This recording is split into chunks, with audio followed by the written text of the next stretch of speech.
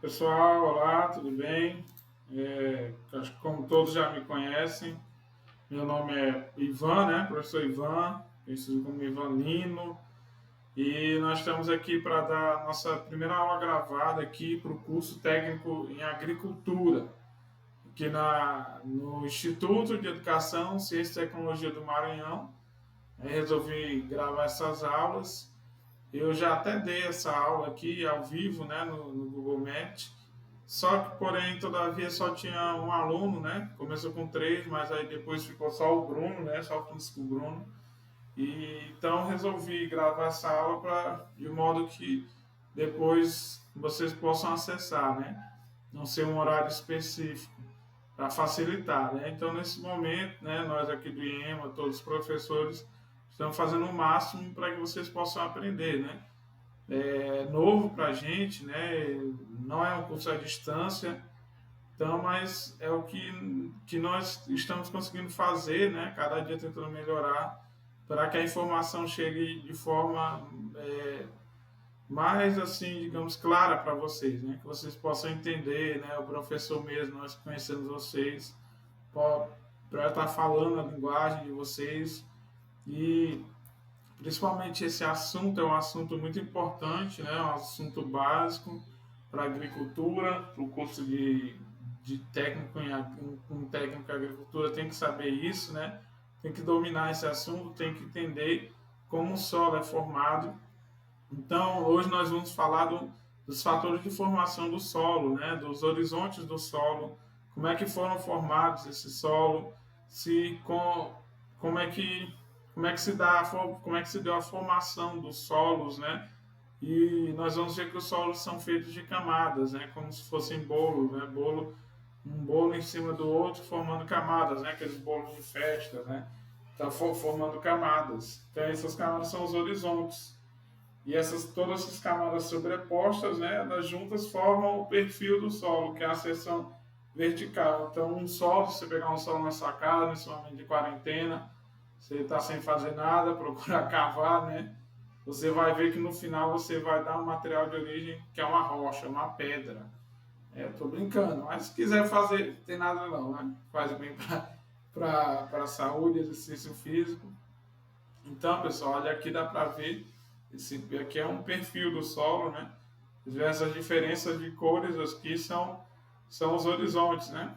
Então, quanto mais profundo, mais espesso, mais grosso, né? Aqui, ó, bem espessozinho, que vai ser o horizonte A, né? Ele vai de 0 a 40 centímetros. Depois já começa o B, o C, né? Aqui parece até um horizonte E, né? Aí o C assim vai, assim por diante. Quanto mais profundo, mais da rocha. E quanto mais superficial, mais perto aqui da atmosfera, né? Aqui da onde a gente vê, né? Mais matéria orgânica. Então vamos lá, né? Por que interessa. Vamos começar essa aula com um conceito, né? Eu sei que eu já dei esse conceito. Tem vários conceitos de solo, né? Tem a parte superficial da crosta terrestre e algumas profissões, né, muda, né, de uma profissão para outra o conceito. Então, eu desse conceito aqui que eu achei o mais adequado para a nossa área e também ele é mais aprofundado, né, que se fosse uma aula de geografia poderia ser outro conceito, mas como é desculpa, uma aula de agricultura, esse esse conceito é o mais adequado. Então, o solo é um corpo de material inconsolidado que cobre a superfície terrestre imersa entre a litosfera e a atmosfera. Então, vamos procurar entender o que é esse conceito direitinho. Me desculpem que eu estou aqui mexendo, é novo para mim, viu? Olha aqui, ó, o material inconsolidado. Vou botar marca-texto, que é melhor. Marca-texto. É um material inconsolidado. Inconsolidado é aquilo que não se consolidou, que não terminou, né? Não está acabado ainda, está em formação, né? Então esse processo é um corpo material que está em formação, sempre está em formação, porque o processo de erosão, né, que vai ser a remoção dessas partículas, né, sempre vai estar acontecendo. O intemperismo sempre estará acontecendo ali a ação das chuvas, do calor, do frio, dos organismos vivos, que são os fatores de formação, sempre vai estar acontecendo. Então, o solo é um corpo material inconsolidado, ou seja, que ainda não está formado, que vai cobrir toda a superfície terrestre imersa, né? Imersa é aquilo que não fica mais submerso, ou seja, ele está fora, ele está na superfície. Comparado com as outras camadas da Terra, ele é até uma camada espessa, né? As outras camadas têm quilômetros e quilômetros, né? O solo não chega a 1 quilômetro, né? Tá? Ela fica longe até. Né? Então é um corpo de material inconsolidado que cobre a superfície imersa, ou seja, ele fica, você vê ele, né, imerso de fora, você consegue ver, é superficial. Entre a litosfera e a atmosfera. A litosfera é aquela camada da Terra, parte da Terra que compõe as rochas e o solo. Então essa camada aqui que nós vemos fica, e a atmosfera é a camada dos gases, né, dos vapores e gases. Então é isso, é um material consolidado que cobre a superfície imersa entre a litosfera e a atmosfera. Mas não é só isso. Ele é produto do intemperismo. Intemperismo, mas o que é isso, professor? Intemperismo. Então, eu coloquei aqui, ó, esse quadrinho, tem esse asteriscozinho. Então, intemperismo é o conjunto de processos mecânicos, químicos e biológicos. Pode ser físico, químico ou biológico também, que ocasiona a desintegração e a decomposição das rochas. Ou seja, ela vai quebrar essas rochas através de processos mecânicos mesmo, né, da quebra. Um exemplo, o calor, ele dilata a rocha. O frio, ele contrai essa rocha. Então isso promove rachaduras, isso é um intemperismo físico, né? Químico, né? Pode ter ali acidez, sais e corroendo essa rocha. E biológicos também, os próprios organismos vivos, os micro-organismos, e ali vão decompor essa rocha, né? Então ele nada mais é que o produto do intemperismo, né? Da ação do clima, dos animais, dos micro-organismos, né?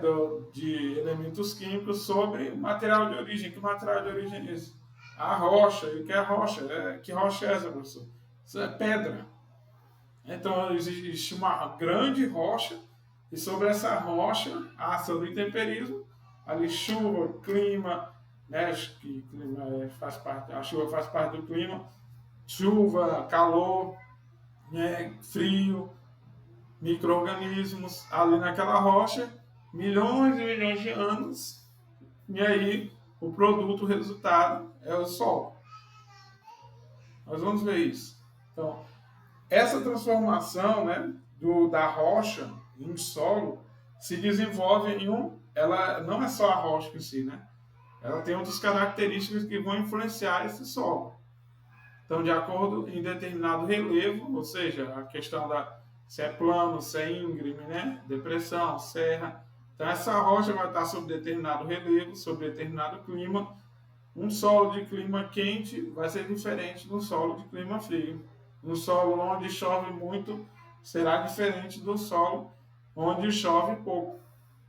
Então tem essa diferença. O bioma, né, ali os animais, os micro-organismos que aquela rocha está, também vai influenciar isso. E, lógico, o tempo, né?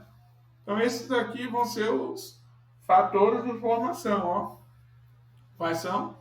Relevo, clima, bioma, ou então organismos vivos, e o tempo, né? A rocha primeiro, né? Vai influenciar a rocha, o relevo, o clima, o bioma e o tempo, né? O tempo que vai passar isso. Então, esses são os fatores de formação. Então, vamos dar sequência. Aqui, rapidamente, vocês já devem ter visto isso em geografia, né? Os tipos de intemperismo, né? Existem 3 tipos: químico, físico e biológico.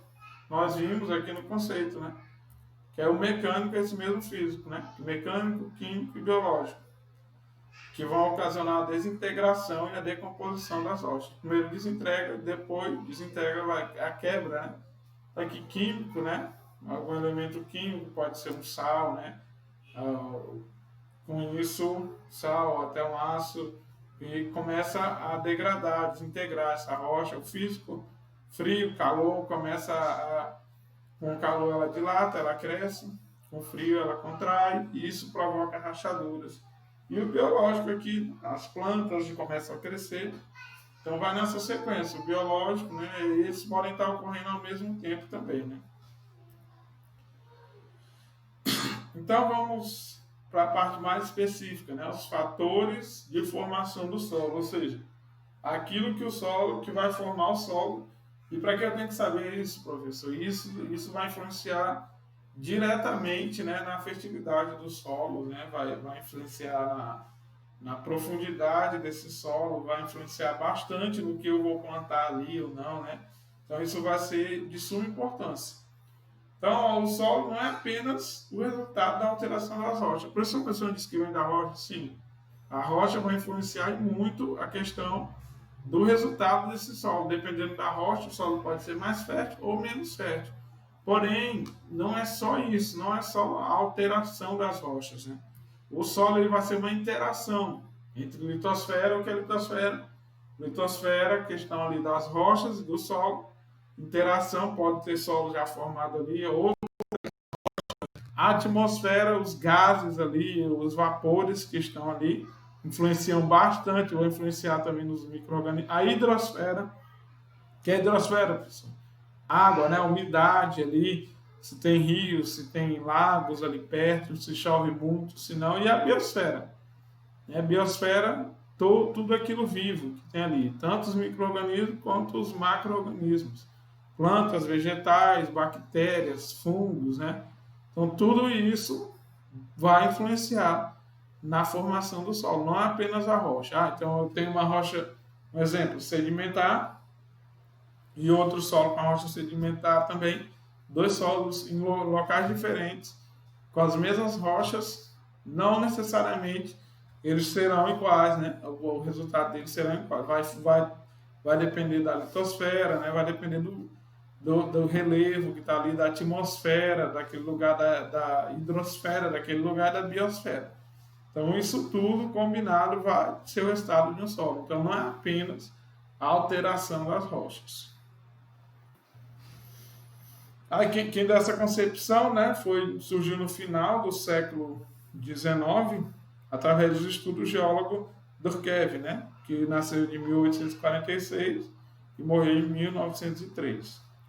Então, vamos dar prosseguimento aqui, só para ficar bem claro, né, o que é a litosfera, o conjunto de todos os solos, rochas e minerais. A atmosfera, conjunto de todas as substâncias gasosas, né? Tudo aquilo gasoso, oxigênio, gás carbônico, né? Tudo isso. E a hidrosfera, conjunto de todas as águas doces e salgadas subterrâneas, né? Também vão influenciar. E a biosfera, conjunto de todos os seres vivos, né? Então, que dá mais de 1,7 milhão. Desculpa, que eu de espécies de plantas, animais e micro-organismos com variedade genética dentro de cada espécie ou população. Então, isso só a título de informação, né? Não faz muito parte do assunto. Só para ficar claro que a litosfera, a atmosfera, a hidrosfera e biosfera. Os fatores de formação. Quais são esses fatores de formação? Né? Nós já vimos lá citamos dois slides, né, anteriores, o material de origem, que é a rocha, o clima, o relevo, os organismos vivos, que foi o bioma, e o tempo, né, desse solo. Isso vai influenciar diretamente na formação do solo. Esses são os processos de formação. E ele pode ser representado por essa equação aí, ó. Solo, né, S vai ser igual a E, vai estar em função. Então, todo o solo vai estar em função. O solo, a fertilidade dele, a característica física, química e biológica vai ser influenciado diretamente por esses fatores de formação, que é material de origem, professor. MO não é matéria orgânica, viu? Vai ser material de origem. Material de origem será a rocha, né? Então, as rochas é sedimentar, metamórfico ou magmática. Dependendo de qual rocha, vai influenciar. Cada rocha tem um tipo de mineral. E esses minerais, né, vão influenciar diretamente na formação. Mas não é só isso. O clima, onde esse material de origem se encontra, também vai influenciar diretamente né, na formação do solo, se é quente, se é frio, né, se lá tem geada, se não tem, né? Outra coisa também, o relevo. O relevo, né? Se lá é serra, se é planalto, se é planície, se é uma depressão. Isso também influenciará diretamente, né? Na formação. E os organismos vivos, né? Um solo no deserto será totalmente diferente de um solo onde chove bastante, o solo na Amazônia, né? A formação dele será totalmente diferente. E o tempo também, né? O tempo, nós vamos ver, existem solos jovens e solos maduros, né? Essa questão da diferença de solos jovens e solos maduros vai estar em função do tempo. Então, fatores de formação do solo, quais são? Material de origem, clima, relevo, organismos vivos e tempo. Então, aqui o solo como função das interações, viu? Muito importante isso. Eles estão interagindo. O que quer dizer isso, professor? Que tudo isso acontece ao mesmo tempo. Não é que vai ter um material de origem, aí depois que vai ter o clima, depois da ação do clima que vai ter o relevo, depois... Não é isso. Ao mesmo tempo eles estão interagindo ali. Ou seja, um exemplo, os organismos vivos vão depender do clima. Dependendo do clima, é um tipo de organismo vivo. Se eu tiver um outro clima, vão ser outros organismos vivos, de acordo com a adaptabilidade de cada um. Então, tudo isso vai estar influenciando. E o tempo também, como é que vai influenciar? Imagine milhões de anos, esse clima irá mudar, né? Nós já tivemos várias eras, né, na Terra. Então, interações entre esses fatores ambientais. E aqui essa última caixa de texto, como eu já havia explicado, material de origem, MO, não é matéria orgânica, é material de origem, clima, relevo, organismos vivos atuando ao longo do tempo, né? Então, tudo isso influenciará. É aqui uma foto bem simples, né? Nós vamos ver isso mais aprofundadamente, só para vocês entenderem. Então, esse processo de formação ele vai começar de cima para baixo, não é de baixo para cima. Eu vou mostrar um processo de formação indo de baixo para cima, mas só para que vocês possam compreender melhor. Então, aqui a rocha bruta, ó, a pedra zona, ó, a rocha bruta aqui. E aí, como é que isso aqui virou sol? Foi. Essa rocha aqui, chuva, calor, vento, geada, frio, né? Micro-organismos. Aqui tiveram ações do intemperismo químico, físico e biológico. E aí promoveram rachaduras, a força dessa água, também a dilatação. Dilatação, como é que é essa dilatação, professor? Ela aumenta de tamanho com o calor. Aumentar, quando você esquenta, ele aumenta de tamanho. Então, ela aumenta de tamanho com calor, e ela, que se chama dilatação, e contrai com frio. E esse movimento de dilatação e contração acaba provocando rachaduras. E também a força da água, o impacto da água. Né? Imagina só a gota de água. Você não imagina o impacto da gota de chuva. Né? Bilhões e bilhões de gotas de chuva ao mesmo tempo, durante anos e anos. Então, provocam rachaduras. E ainda com a questão da dilatação e contração, do calor e do frio. Então, essas rachaduras começam a ser forma de abrigos, né? De líquens, né? De organismos mais primitivos, né? Que se adaptam às condições mais rústicas possíveis, né? E esses líquens atraem outros organismos que se alimentam desses líquens. E aí, assim, começa a formação de plantas rasteiras, né? Começam micro-organismos, e começa a formar outra camada, que é outro horizonte, né? Nós vamos ver que é o horizonte C. E esse processo continua. Cada vez mais, essa rocha fragmentada vai dando espaço a mais micro-organismos que vão morrendo, vão virando mais matéria orgânica, vão dando nutrientes para outros organismos, e organismos mais evoluídos, e assim por diante, até formar outra camada. E assim vai. E até que haja uma formação ó, que é de um solo, formação inicial de um solo orgânico, para que haja aqui a vegetação. Então, essa aqui foi a primeira foto de mais 3 ou 4 sobre essa questão da formação do solo. Aqui está bem simples. Não se preocupem que eu vou colocar outras fotos, né, dessa formação. Vamos continuar. Olha aqui, ó, que lindo. Aqui, os fatores de formação. Aqui um solo, uma rocha, né? A rocha totalmente. Então, todo solo um dia foi uma rocha. Solo um dia foi isso. Então, vieram aqui chuvas, vieram assunto de temperismo químico, físico e biológico. Ó, durante milhões de anos ela começou a se fragmentar, ó. Começa a ficar quebrada. E fragmentar quebrada. Até formar uma camadazinha de solo. Porque isso aqui é chamado horizonte. Vamos ver mais à frente, chamado horizonte. E esse horizonte começa a dar abrigo a seres vivos, né? Principalmente plantas mais primitivas e micro-organismos. E o processo continuou, fora sempre material consolidado. Continua esse processo com cada vez menos rocha, elas vão se fragmentando mais, vai aumentando a matéria orgânica, vai aumentando os seres vivos surge outra camada, né? Outro horizonte. Até que virar um solo maduro, como a maioria dos solos que nós utilizamos para a agricultura, né? Aqui na nossa região, aqui na região do Maranhão, onde chove muito, nossos solos, a maioria das vezes, já são maduros, né? São solos velhos. Até que dá abrigo às plantas mais evoluídas, né?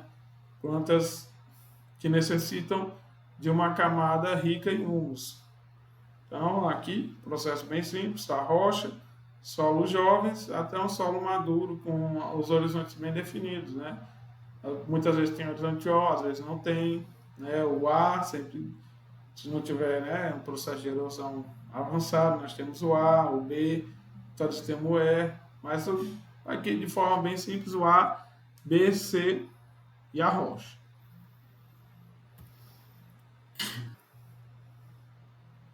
Então, nesse contexto, né, vamos aqui surgindo outro conceito de solo. Os solos são corpos naturais, né? São corpos naturais que têm características próprias.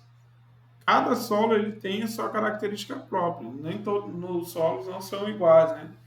Como as espécies, né? Como seres vivos têm nomenclaturas, os solos também têm. Em espécies, os solos têm nomenclaturas, porque eles apresentam características próprias. E por que eles apresentam essas características próprias?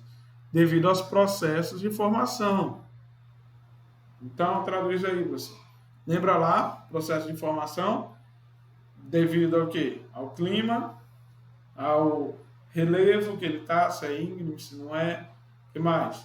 Aos organismos vivos e ao tempo. Então, dependendo disso, vai ter um solo, né? Dependendo se eu estou num clima chuvoso, vai ser a formação desse solo de clima chuvoso vai ser bem diferente do solo que foi formado em clima seco, né? Clima árido. Num clima frio, o processo de formação será diferente em um clima quente. E assim por diante. Os organismos influenciarão e o tempo também. O tempo que o solo tá propício a esses fatores, né, de formação influenciará diretamente também. Então, esse processo de formação são os fatores ambientais, como eu disse, né? Clima, os organismos vivos, né? E como é que eu vejo isso, né? Eu vejo no perfil do solo. Eu faço uma trincheira no solo, corto ele verticalmente, longitudinalmente, como estava lá no início, né? Naquela foto, mas a foto está no próximo slide. Eu visualizo essas características, né, no perfil do solo e eu consigo identificar o solo, consigo identificar qual tipo desse solo e para que eu tenho que saber isso. Então, dependendo do solo que eu identifico, ele é mais propício a um plantio de soja ou não, ou a só plantio de espécies florestais, ou só a capins. Então, isso é muito interessante, né, saber disso, nós sabermos disso. Então, o perfil do solo é uma seção vertical, um corte vertical, que se estende da superfície até uma determinada profundidade do solo. Você pode fazer até a rocha, ou então até onde você conseguir, né? Depende do objetivo, da finalidade. E cada solo tem suas características próprias e elas são visualizadas no perfil. Então, para que eu possa identificar um solo, não é só eu tirar uma amostra do solo, colocar no saquinho e enviar. Não. Preciso fazer esse perfil, é um buraco grande, né? Preciso fazer essa trincheira para que eu possa identificar esse solo. Aí tá aqui, ó. Aqui um barranco, né? Ali perto da nossa unidade tem um barranco que ali dá para visualizar, né? Aí eu tenho uma chave de identificação que eu tenho que identificar isso, né? Então vamos ver ao longo do curso isso. Tá? E esse aqui é o perfil do solo, ó, um corte, né, vertical, vocês podem ver. Aí aqui, pessoal, vamos entrar na parte dos horizontes do solo, né? Na formação dos horizontes. Horizontes são essas camadas aqui. Como eu mostrei no slide, alguns slides anteriores, antes tudo era uma rocha, vem de cima para baixo, não de baixo para cima essa formação, né? Mas aqui eu vou tentar mostrar para vocês ao contrário, né, para que vocês possam entender melhor como é que se dá esse processo de formação, né? Então, que são horizontes? São camadas mais ou menos paralelas à superfície, né? Aqui, ó, uma em cima da outra, são camadas, como se fossem bolos. Como é que eu posso diferenciá-los? Principalmente pela cor, né? Consigo diferenciar. Quanto mais perto da superfície, mais escura. Por que mais escura? Porque vai ter mais matéria orgânica. A espessura também, né? Aqui essa espessura, né? Se é mais fina, se é mais grossa, né? Se é mais delgada, se é mais espessa. Quanto mais perto da superfície terrestre, mais fina é essa camada, mais espessa. Então, o horizonte C, ó, que vai ser esse aqui, que nós vamos ver, ele, aqui porque está, né, bem simples aqui, mas ele vai ser bem mais espesso, bem mais grosso, vai ser maior essa camada do que o horizonte A, que está mais perto da superfície. Então, quanto mais perto da superfície, mais fina. A cor, quanto mais perto da superfície, mais escuro. Então, o primeiro horizonte, né? Esse aqui, vocês podem ver como é que eu sei o horizonte. Ó, aqui, ó, primeiro horizonte, segundo, terceiro, quarto, quinto. Pela cor, né? Eu consigo diferenciar. Quanto mais escuro, mais perto da superfície. A distribuição, né? Eles estão... quanto mais profundo, né? Eu sei a diferença. O horizonte C está mais profundo que o horizonte A. Do que o B também. Arranjo das partículas sólidas e poros, né? Quanto mais aprofundo, mais compactado está as raízes, né? Quanto mais profundo, menos raízes. Então, isso tudo eu consigo diferenciar, eu consigo identificar os horizontes por essas características. E outra característica importante, que os horizontes eles estão sempre no processo dinâmico. O que seria esse processo dinâmico, professor? Eles não param, né? Esse processo está sempre sofrendo ação do intemperismo. Lembre lá no início que o solo é um corpo natural inconsolidado, né? Ele sempre está, ele não está terminado ainda. Então os horizontes estão em constante transformação. E dependendo do manejo, eu posso acelerar essa transformação, né? Posso diminuir, geralmente se diminui, né? O horizonte A sofre muito, diminui essa matéria orgânica devido ao mau manejo, né? Mas eu posso incorporar também, né? Mais matéria orgânica, não com gradagem, mas com a cobertura vegetal, né? Com os diferentes tipos de matéria orgânica. Então, mas isso é mais aprofundado. Vamos continuar. Espero que vocês estejam entendendo. Aqui, a rocha, né? Aqui o início, né? Inicia assim. Rocha em desintegração, sofrendo ação das chuvas, dos ventos, né? Processo de intemperismo.